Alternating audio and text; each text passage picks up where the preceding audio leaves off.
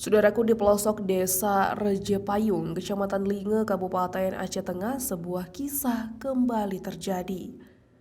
Seorang ibu hamil dengan kondisi resiko tinggi terpaksa dirujuk ke Rumah Sakit Umum Daerah atau RSUD Datu Beru Takengon menggunakan alat sederhana yakni grek sorong. Grek itu dituntun menembus jalan berbatu dan jembatan gantung demi mendapatkan pertolongan medis. Berikut wawancara Tribun Gayo bersama Bapak Winarno PLT Kepala Dinas Kesehatan Kabupaten Aceh Tengah. Dari Aceh Tengah, Romadani, Tribun Gayo.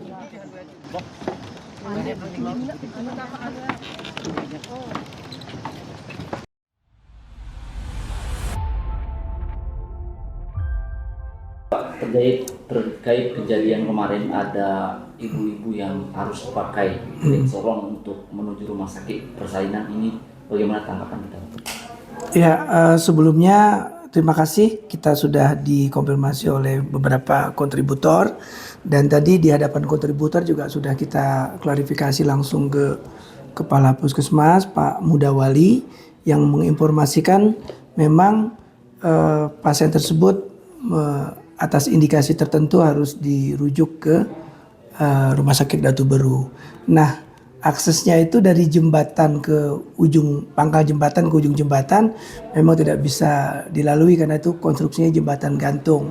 Jadi di inisiatif masyarakat menurut yang disampaikan Pak Kapus tadi dibawalah dengan menggunakan grek sampai ke ujung jembatan untuk dirujuk ke Datu Beru. Sebenarnya kalau persalinan normal selama ini ya sudah dilakukan di sana. Untuk fasilitas dan sarana kami sudah siapkan. Kalau tadi ada disampaikan kekurangan, ya pasti akan kami perbaiki. Yang jelas untuk sarana bidan kit, kemudian juga tempat persalinan, apalagi tadi kontributor sudah melihat ke sana, ya memang itu kondisinya. Tapi yang jelas di situ sudah ada tenaga kesehatan yang memang kita tugaskan untuk memfasilitasi semua masyarakat di sana, khususnya untuk antenatal care tadi kan. Nah, kemudian untuk akses tadi memang ya akses dari pangkal jembatan ke ujung jembatan ini kita udah punya ambulan di sana tuh. Ambulannya cukup keren tuh. Ambulannya Innova, itu pemberian dari gubernur langsung sekitar 4 atau 5 tahun yang lalu lah. Dan itu masih layak banget untuk dipakai untuk sistem rujukan yang ada. Nah, otomatis kita juga selalu berusaha untuk peningkatan SDM ya, dengan mengadakan pelatihan. Mungkin dalam beberapa waktu yang lalu kita juga sudah melakukan evaluasi SAPRAS.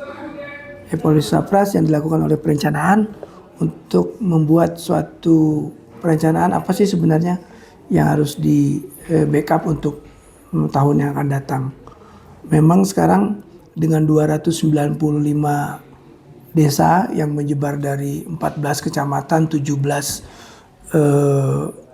puskesmas dan hampir 320 posyandu, ini merupakan jejaring kita untuk informasi sistem pelayanan kesehatan di Aceh Tengah. Jadi kami sangat beri prop banget kepada bidan-bidan ya. Sebenarnya tidak perlu khawatir. Nah, ini terima kasih nih sama kontributor bahwa akhirnya saya bisa menjustifikasi bahwa memang betul ada. Tapi yang jelas itu bukan karena keterlalaian ya, tapi karena memang aksesnya aja. Dan sekarang menurut kabar dari Pak Kapus tadi masih dalam perawatan di Rumah Sakit Datu Beru.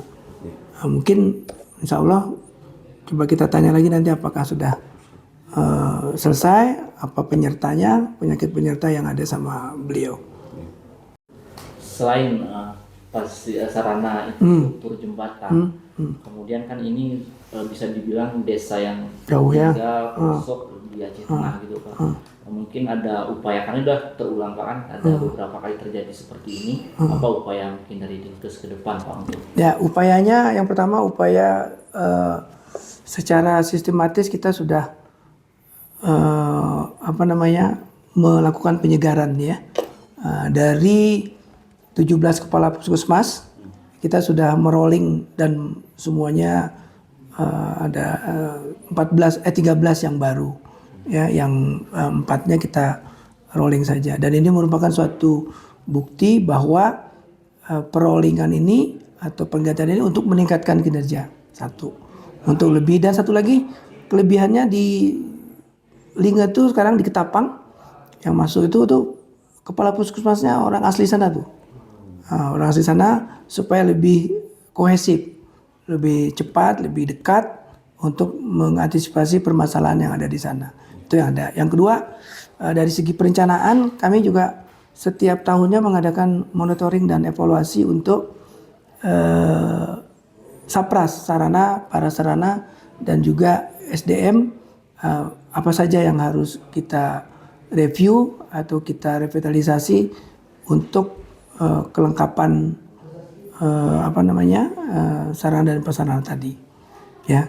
Dan setiap bidan itu kan ada bidan koordinator, ya. Setiap puskesmas. Dan dalam grup kami ini ada grup ini juga, ada grup bidan desa di seluruh Aceh Tengah nih. Jadi sebenarnya harusnya masuk ke dalam berita ini nih, ya. Nah, itu yang sudah coba kami usahakan. Dan juga untuk bukan menyebarkan, ya, artinya memproporsionalkan jumlah tenaga kesehatan sesuai dengan daerahnya, terutama untuk daerah-daerah terpencil tadi, Ketapang, Kekuyang, dan Pamar. Itu usaha kami. Pak, di Kementerian Jawa ada pengakuan warga memang hanya ada satu bidan desa, Pak? Ada pustunya juga tuh di situ. Ada perawatnya di situ, ya. Dan juga kalau nggak salah perawatnya 2 tuh. Perawat 2, kemudian bidan desa 1. Kemudian satu lagi yang ada Polindes yang baru kami bangun di situ. Konfirmasi antara dana yang diajukan dari PPTK yang akan untuk mensinkronkan, betulkah jumlahnya kurangnya sekian dari PPTK yang belum menjadi catatan. Oh, ternyata dikonfirmasi kalau masih ada yang kurang atau yang kurang tepat, disitulah ditetahi, ya. Nah, kalau memang sudah cocok, ya sudah. Sebelumnya kan memang sudah disampaikan. Nah, ini terakhir mungkin kemarin disampaikan, maka untuk memvalidkan kepala puskesmasnya dihadirkan. Itu sepengetahuan saya secara non teknis, ya. Kalau teknis kan berarti harus ke bapak-bapak penyidik yang menyatakan apakah rinciannya tersebut. Dan itu kepala puskesmas yang berlangsung pada masa dia menjabat di 2022 dan 2023. Kemarin sempat terpanggil kepala puskesmas yang baru. Setelah dikonfirmasi dia nggak tahu apa-apa, akhirnya dipanggil ulang. Itu yang terakhir kemarin. Tapi kalau teknis saya nggak itu berapa jumlah dan segala macamnya, itu ada di penyidik tadinya.